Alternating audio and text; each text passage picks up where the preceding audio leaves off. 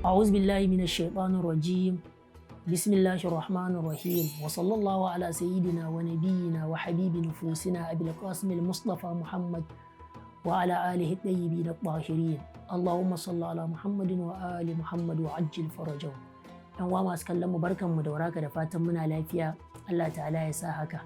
Insha Allah za mu ci gaba da tattaunawa da muke yi akan yaya za mu tsara family ingantacce wanda za yi alfahari da shi, wanda zai tafi akan koyarwan alkur'ani da hadisan manzan Allah sallallahu alaihi wa sallam da immatu ahlul bait alaihi salatu wassalam.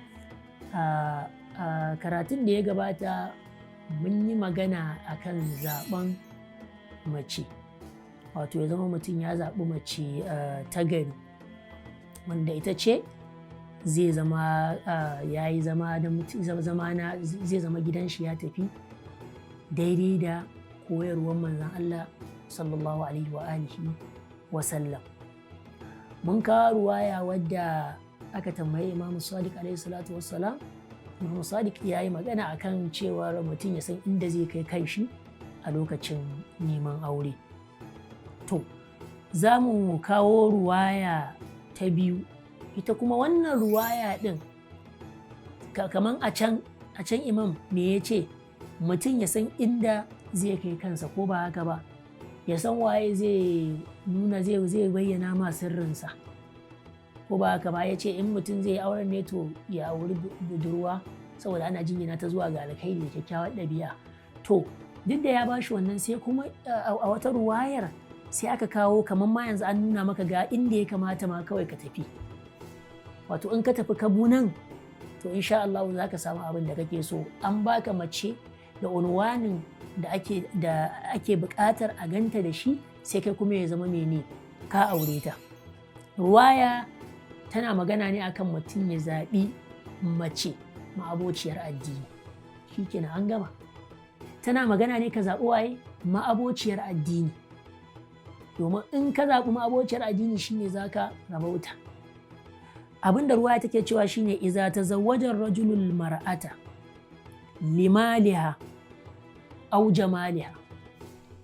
Idan mutum ya auri mace, amma shi ya auri macen ne kawai saboda dukiyarta, ashe ya ga kawai 'yan gidan masu kuɗi ce, sai ya ce bari ya yi auren jari ake cewa, wato burin shi ya zo da ita saboda shi ma ya dinga samu, wato ta dinga kawo mishi kuɗi, sai ya zama don haka ya aure ta. Ɗaya kenan.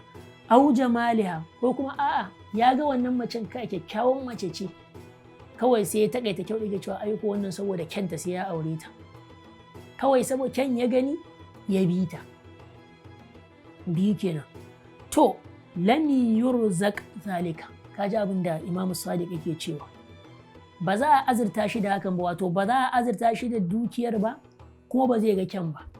Allah ta'ala zai hana shi ya samu dukiyar nata, sannan kuma Allah ta'ala zai ɗauke kyan da yake gani a tare da ita lokacin da ya auro ta, zai ga ta koma ta fi kowa mummuna a gurinsa saboda bai yi don Allah ba. Amma fa in tazawwaja hali diniha, amma idan ya zama kawai shi asasan abin da ya gani akan wannan mace shine addinin ta ba kyanta ba, to razaqahu Allah wa azza wa jalla jamalaha wa mala, sai kaga Allah subhanahu wata'ala ya azurta ta da mene, da ya azurta shi da kyanta da kuma dukiyarta. Kaman yaya? Ya zo ko da macen ya zama musawwala macen tana da dukiya, tana da kyau, sai ya zama duk lokacin da zai aure ta shi ba dukiyarta ya gani ba kuma shi ba kyanta ya gani ba, shi dai ya aure ta kuma ya ɗauwa tana da addini, sai zama shi ba kyan ya gani ba ba kuma dukiya ya gani ba, shi dai ya aure ta saboda Allah, ya aure ta saboda ya gama abociyar addini ce, to zaka ga Allah ta'ala zai azurta shi da wannan hanya ta ɗaya kenan.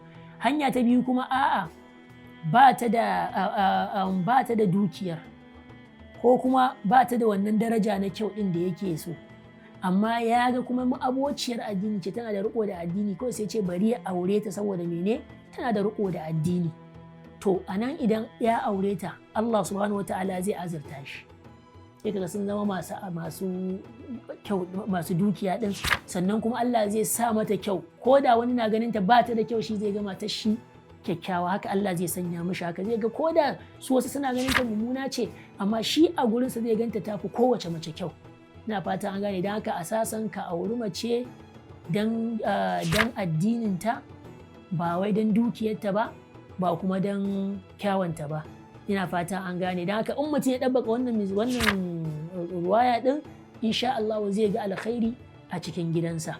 Insha Allah a karatu na gaba za mu ɗaura daga inda muka tsaya. Wa sallallahu ala sayyidina wa nabiyyina Muhammad wa alihi tayyibin at-tahirin. Allahumma salli ala